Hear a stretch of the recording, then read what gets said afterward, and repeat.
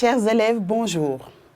J'imagine que vous êtes dans le salon, assis confortablement devant la télé et vous êtes scotchés sur le canal 20 pour suivre la leçon de production d'écrit.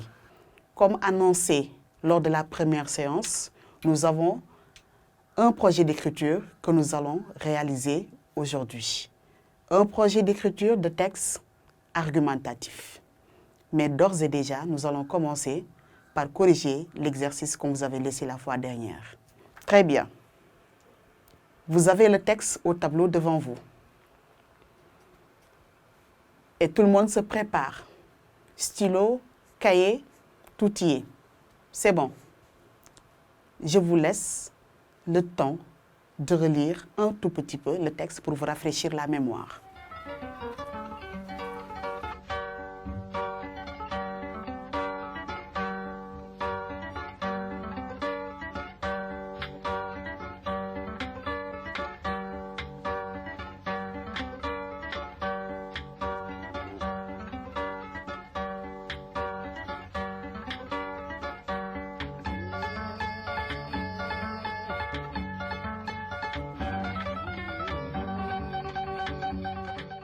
À présent maintenant, je m'en vais vous lire le texte à haute voix. Texte, les médicaments de la rue. L'automédication et l'achat des médicaments de la rue sont des pratiques très dangereuses. En effet, seuls les agents des structures de santé formés pour cela sont habilités à prescrire des médicaments après consultation. Un médicament peut être efficace, mais on ne doit pas le prendre comme on veut. Et l'automédication ne permet pas de respecter les posologies et les contre-indications. Les médicaments de la rue ne sont pas conservés dans les conditions requises. Et souvent, les vendeurs ne se soucient guère de leur date de péremption.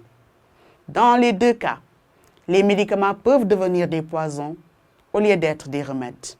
Voilà des pratiques à abandonner car la santé n'a pas de prix. Voilà, très bien. Maintenant, après la lecture de ce texte, il y a sûrement encore des mots qui vous causent un peu problème dans la signification. Voilà. Et quels mots vous avez relevés qui vous ont sûrement causé problème dans ce texte-là? Très bien. Rama, tu as dit automédication. Très bien. Que veut dire automédication? Est-ce qu'il y a un parmi vous qui peut lui donner la réponse? Dans ce contexte que nous avons ici, automédication veut dire quoi? Très bien. Est-ce qu'il y a quelqu'un qui peut essayer? Oui, Dienaba, vas-y. Donc, automédication, tu as dit, veut dire le fait de prendre un médicament sans l'avis d'un médecin. Très bien. Sans l'avis d'un médecin ou bien sans l'avis d'un agent de santé. C'est très bien. Quel autre mot encore vous a causé un peu problème ici? Vous avez le mot habilité. Très bien. Si on relit la phrase, qu'est-ce qu'on a? On a dit ici que seuls les agents des structures de santé formés pour cela sont habilités à prescrire des médicaments après consultation. Donc, habilité ici veut dire ce sont les agents des structures de santé qui ont le droit de prescrire un médicament.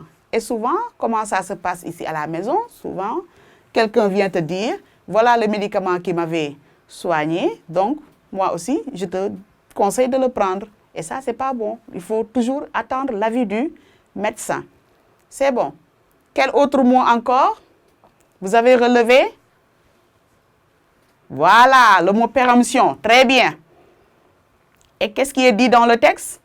Les vendeurs des médicaments dans la rue ne se soucient guère de la date de péremption de ces médicaments-là. Très bien. Quand vous allez au marché, ou bien avant de consommer une boîte de conserve, par exemple, vous devez regarder une date qui est mentionnée sur la boîte. Et cette date-là indique quoi? Très bien, Rama. Ça indique la date d'expiration. Très bien.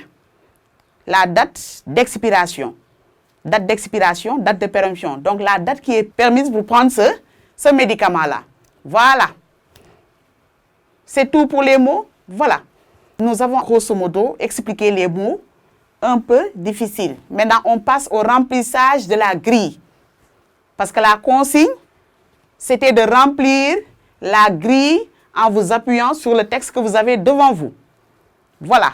Et à côté, vous avez vu la grille qui est vide. Nous allons remplir cette grille-là et vous allez comparer avec ce que vous avez fait pour voir ce qu'ils ont trouvé.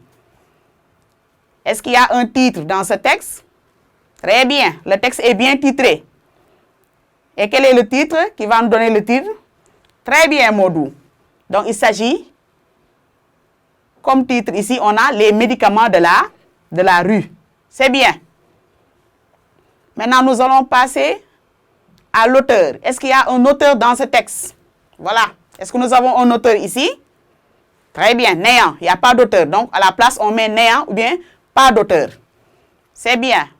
Maintenant, nous allons ensemble relever les indices. La forme et la silhouette de ce texte-là. Voilà. Donc, le texte est écrit en paragraphe. Et on note combien de paragraphes ici? 6 paragraphes. C'est très bien. Le premier paragraphe commence à partir de l'automédication. C'est bien, jusqu'à dangereuse. Maintenant, regardons ce paragraphe-là. Qu'est-ce qu'il représente pour ce texte-là? Très bien.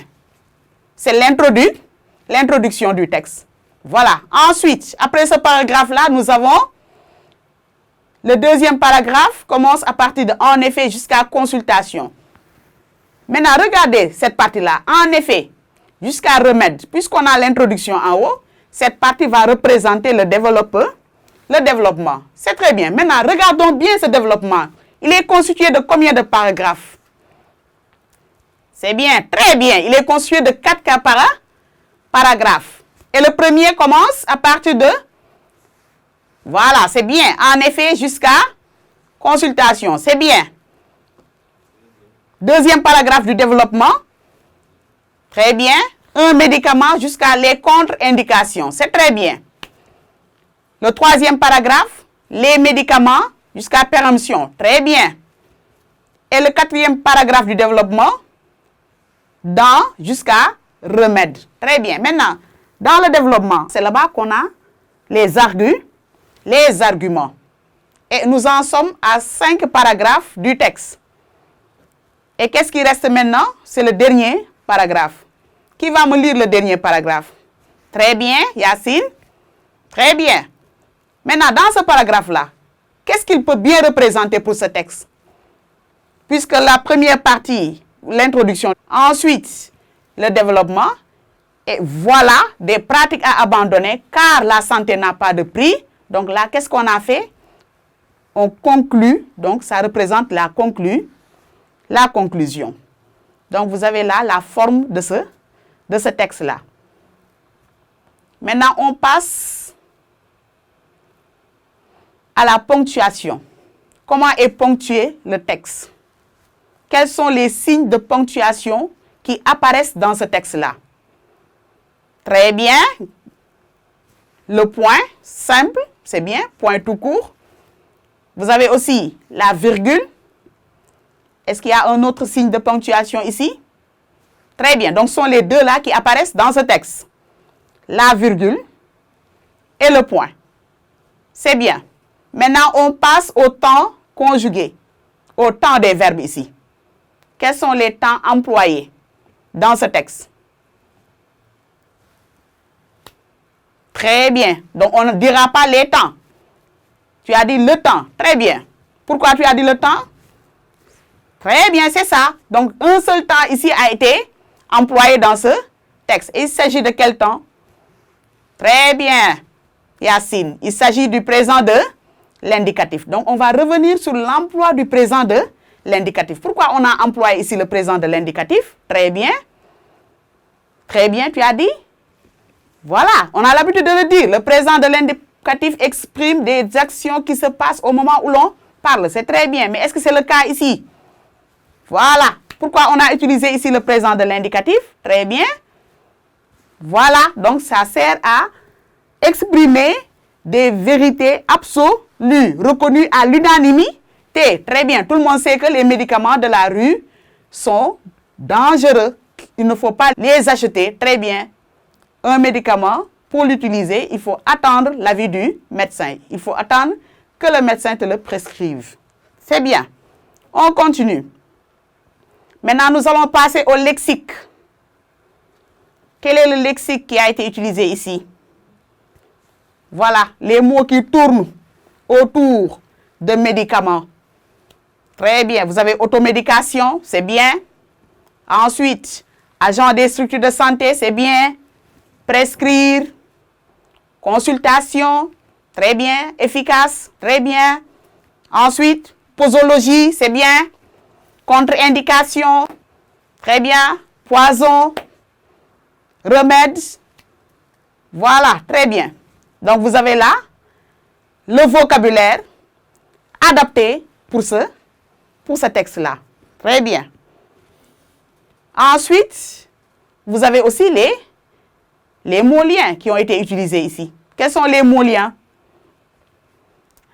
Les mots-liens, vous avez en effet, voilà, très bien.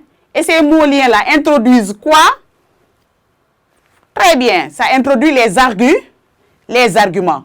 Donc, dans le procédé aussi, il y a l'argumentation. Très bien. En effet, voilà, souvent, car. C'est bien. Vous avez car aussi. C'est bien. Très bien. Donc, après les mots liens, on passe maintenant au type de phrase. Quels sont les types de phrases utilisées ici? Voilà. Qui va me rappeler les différents types de phrases que nous avons? Très bien. On en a 4. Phrases impératives. Très bien. Déclaratives. Très bien. Injonctives. Très bien. Injonctive impérative. Très bien. Et les phrases exclamatives. C'est bien. Mais ici, quelles sont les phrases que nous avons dans le texte? Nous avons des phrases déclaratives. C'est bien. Maintenant, ces phrases déclaratives-là sont à quelle forme? Donc, il y a des phrases qui sont déclaratives affirmatives et d'autres qui sont déclaratives négatives. Et qu'est-ce qu'on a comme illustration ici? Le texte, est-ce qu'il est illustré? Très bien. Donc, nous avons une image. Donc, dans ce texte, on a une image qui illustre le texte, qui montre les dangers de l'achat des médicaments de la rue. En observant l'image, vous voyez naturellement qu'on nous parle ici du danger de l'achat des médicaments de la rue. Maintenant, qui peut me donner le type de texte que nous avons ici? Nous avons quel type de texte? Voilà, très bien. Donc, c'est bien un texte argumentatif.